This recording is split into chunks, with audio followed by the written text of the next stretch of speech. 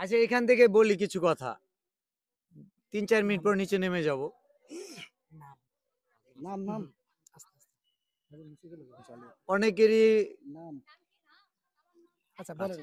অনেকেরই পেজে ভিউ নাই বা ফলোয়ার বাড়ে না। আমি এক্সাম্পলটা দিলে একটু বুঝতে সহজ হবে, তাই তো? একটা উদাহরণ দিয়ে বুঝাই দেই। এখানে সবাই শিল্পী, সবাই গান, অনেক কিছু বলবে। হ্যাঁ, সবাই যদি ধরে নেন এখানে আমরা যারা আছি সবাই আমরা শিল্পী, সবাই কি করি? গান করি। আচ্ছা সবাই আমরা, আপনার কথা মানলাম, সবাই আমরা নাচই করি অথবা গান গাই। এখন কার ভক্ত হয়ে গেছে কি জানেন? কারো গান শুনতেছে কোটি কোটি মানুষ, আবার কারো গানে 100 মানুষ কাছে যাচ্ছে, 5 জন মানুষ পছন্দ করতেছে না। মানে 100 জনের জিনিস যদি ঠিক করবেন, ভিডিওর যদি ভিউ না হয়, এই 3টা ঠিক করার পর, তাহলে আপনি বুঝবেন যে প্ল্যাটফর্মে ছাড়তেছেন তাদের সমস্যা, আপনার না। সাউন্ড কোয়ালিটি, রেজুলেশন আর কন্টেন্ট কোয়ালিটি, বিষয়টা বুঝছেন? ধরেন একটা মেয়ের বিয়ে হয়েছে এক জায়গায়, তার স্বামী ভালো, তার পরিবার ভালো, সেও ভালো, সংসার সুন্দর না খারাপ হবে বলেন? সুন্দর, সুন্দর হবে। তো আপনার ভিডিও চকচক দেখা যাচ্ছে, ক্লিয়ার, আপনার সাউন্ডটা খুব স্পষ্ট শোনা যাচ্ছে, আপনি যে কন্টেন্ট বানান সেটাও সুন্দর, তাহলে মানুষ দেখবে কিনা? বিশ্বকাপ খেলা শুরু হয়েছে, একই ম্যাচ, ওখানে 14 ইঞ্চি একটা টিভিতে হচ্ছে, আরেকটা বড় প্রজেক্টর দেখাচ্ছে, মানুষ কোথায় গিয়ে দেখবে? বড় প্রজেক্টটা দেখবে যেখানে ক্লিয়ার, তাই তো? আবার 2টা প্রজেক্টর আছে, এই পাশে একটা, এই পাশে একটা, এই পাশেটা এত ক্লিয়ার না, পরিষ্কার না, আবার ওই পাশেটা ক্লিয়ার, মানুষ এটা দেখবে না ওইটা দেখবে? তো ফেসবুকে যখন ট্রেন্ডিং টপিকস নিয়ে ভিডিও বানানো হয়, কয়েক লক্ষ মানুষ ভিডিও বানায়, বিশ্বাস হয়? তো একটা মানুষ কি কয়েক লক্ষ ভিডিও দেখবে একটা টপিকস এর উপর? দেখবে হাতে গোনা 5-10 জনের ভিডিও। তো আমরা এই প্রতিযোগিতাটা অনেক বড় প্রতিযোগিতা, আবার অনেক সহজও। সহজ কি?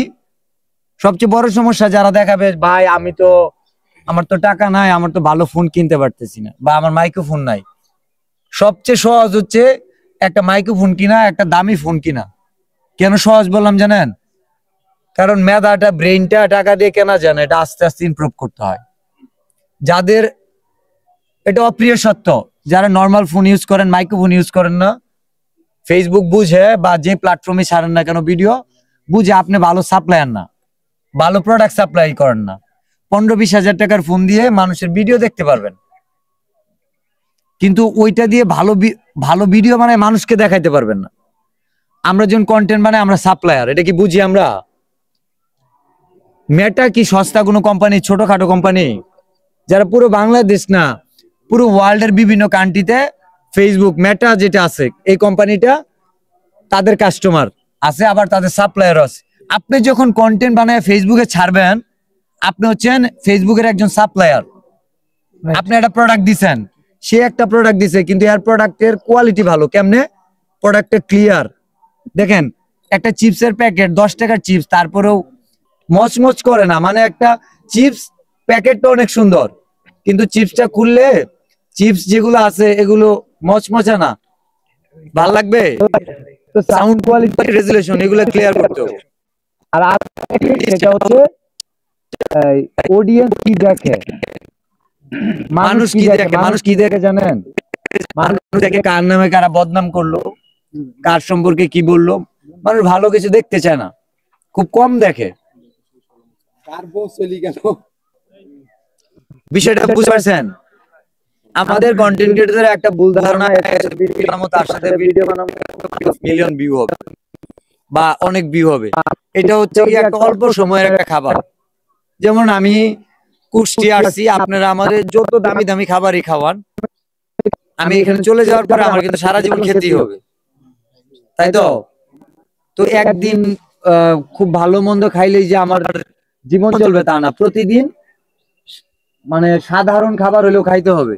তো কন্টেন্ট ক্রিয়েটরের জন্য সবচেয়ে জরুরি যেটা দরকার, প্রতিদিন যেন তার 5, 10, 20 হাজার, 1 লাখ মানুষ তার ভিডিও দেখে। বিষয়টা বুঝতে পারছেন?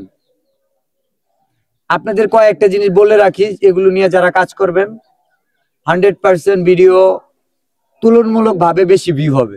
যে জায়গাটা দাঁড়ায় আছি না, এই জায়গা নিয়ে ঐতিহাসিক, এই জায়গা নিয়ে ঘটনা আছে সুন্দর করে, যারা প্রেজেন্টেশন স্কিল যাদের ভালো তারা ভালো ভিউ নিতে পারবে। এই জায়গায় দাঁড়ায়া কুষ্টিয়া রিলেটেড কোনো টপিকস নিয়ে কন্টেন্ট বানাইলে মানুষ দেখবে। এই জায়গা নিয়ে যদি রবীন্দ্রনাথের কোনো ইতিহাস, তার কোনো জীবনী তুলে ধরেন, মানুষ দেখবে। আপনি যে কুষ্টিয়ার মানুষ, শুধু এটা যদি ভিডিওর মাধ্যমে বুঝাইতে পারেন, আপনাকে কমপক্ষে আপনার ভিডিওর 1 লক্ষ ভিউ থাকবে। এখানে অনেক কন্টেন্ট ক্রিয়েটর আছে, এই যে পাশের লোক বলতে পারবো না এই যে বাড়ি কুষ্টিয়া। তো কুষ্টিয়া নিয়ে ইতিহাস ঐতিহ্য নিয়ে তুলে ধরেন, বিভিন্ন দর্শনীয় স্থান যেগুলো আছে এগুলোর সামনে যে ভিডিও বানান, ক্যামেরা রোলিং করেন, যেন বোঝা যায় যে এই মানুষটা কুষ্টিয়া বাড়ি। আমি কি সুন্দর সুন্দর জায়গা দেখলাম। আমরা নেমে যাবো, সমস্যা নেই। না না, আমি শেষ করে দিচ্ছি। আমি একটা লাস্ট কথা বলি। আমি যদি কুষ্টিয়া শেষ কথা, কুষ্টিয়া এটা একদম বন্ধ করে শিওর রাখেন যে এরকম 5 জন করবে যাদের ফলোয়ার 0 থাকে তবুও ক্রস করবে। এটা আমি দিয়ে যাব না, এই কোয়ালিটি আসলে আপনাদের মধ্যে আছে, বুঝছেন। আমি লাস্টে একটা কথা বলি, ধরে নেন এই জায়গার ভিতরে স্বর্ণ আছে, কোন রাখা আছে, কিন্তু এই জায়গাটায় এই স্বর্ণটা খুঁজে বের করার জন্য একজন বিজ্ঞানী বা একজন সায়েন্টিস্ট বা এক্সপার্ট বিশেষজ্ঞ, সে যত তাড়াতাড়ি বের করতে পারবে, আমি কিন্তু পারবো না। আমি খোঁজাখুঁজি শুরু করবো, তাই তো। এখানে যদি একটা চুম্বক, একটা লোহার কণাও থাকে, সেটা চুম্বক দিয়ে তাড়াতাড়ি খুঁজে বের করা যাবে নাকি আমরা খুঁজলে পাবো? আমি চোখের দিকে তাকায়ও বুঝি আপাতত এই